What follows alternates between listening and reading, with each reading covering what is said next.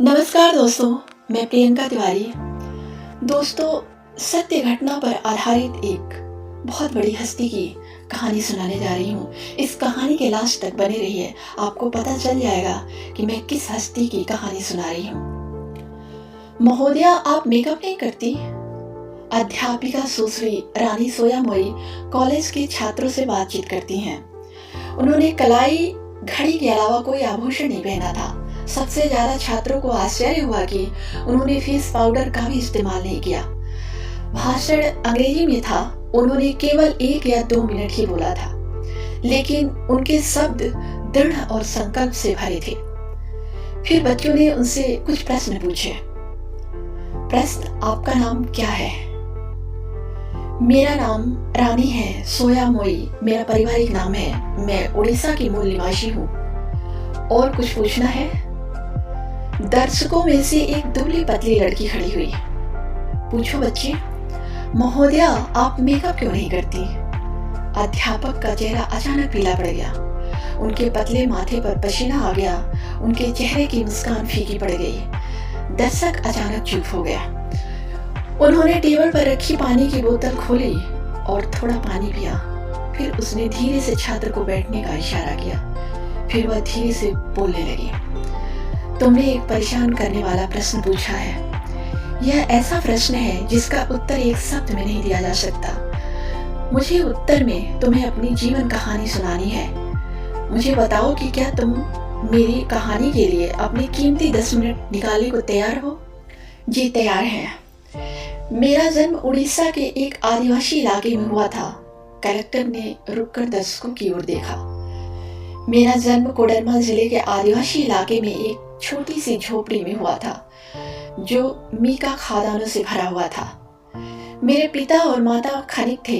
मेरे 2 बड़े भाई और एक छोटी बहन थी। हम एक छोटी सी झोपड़ी में रहते थे, जिसमें बारिश होने पर पानी टपकता था। मेरे पिता माता कम वेतन पर खदानों में काम करते थे, क्योंकि उन्हें कोई और काम नहीं मिल पाया था। यह बहुत गंदा काम था। जब मैं 4 वर्ष की थी, तब मेरे पिता माता और 2 भाई कई बीमारियों के कारण बिस्तर पर पड़े थे। उस समय उन्हें यह नहीं पता था कि यह बीमारी खादानों में मौजूद घातक मीका धूल को अंदर लेने से होती है। जब मैं 5 वर्ष की थी, मेरे भाई बीमारी से मर गया। एक छोटी सी आह भरकर कलेक्टर ने बोतल बंद कर दिया और अपने रुमाल से अपनी आंखें पोंछ ली। ज्यादातर दिनों में हमारा भोजन सादा पानी और 1 या 2 रोटियां हुआ करता था। मेरे दोनों भाई गंभीर बीमारी और भूख के कारण इस दुनिया से चले गए। मेरे गांव में चिकित्सा तो छोड़िए, पाठशाला भी नहीं था। क्या आप ऐसे गांव की कल्पना कर सकते हैं जहां पाठशाला, चिकित्सालय या शौचालय न हो, बिजली न हो? एक दिन मेरे पिता ने मेरा भूखा चमड़ी और हड्डियों से लथपथ हाथ पकड़ा और मुझे टीन की चादरों से ढकी एक बड़ी खादान में ले गए। यह एक अभ्रक की खादान थी, जिसने समय के साथ बदनामी हासिल कर ली थी। यह एक पुरानी खादान थी जिसे खोदा गया और अंतहीन रूप से पाताल में फैली हुई थी। मेरा काम नीचे की छोटी छोटी गुफाओं में रेंगना, अभ्रक अयस्क इकट्ठा करना था। यह केवल 10 वर्ष से कम उम्र के बच्चों के लिए ही संभव था।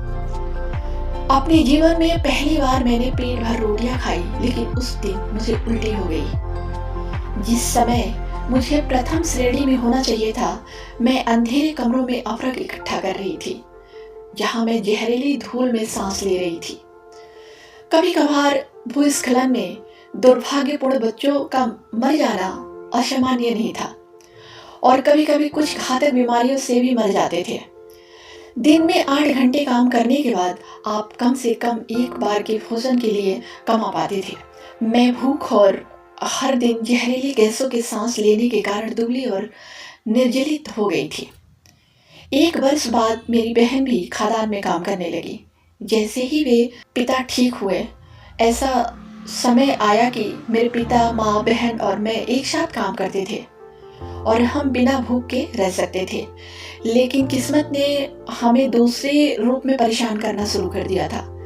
एक दिन जब मैं तेज बुखार के कारण काम पर नहीं जा रही थी, अचानक बारिश हुई। खदान के नीचे काम करने वाले श्रमिक पर खदान गिरने से सैकड़ों लोग मारे गए।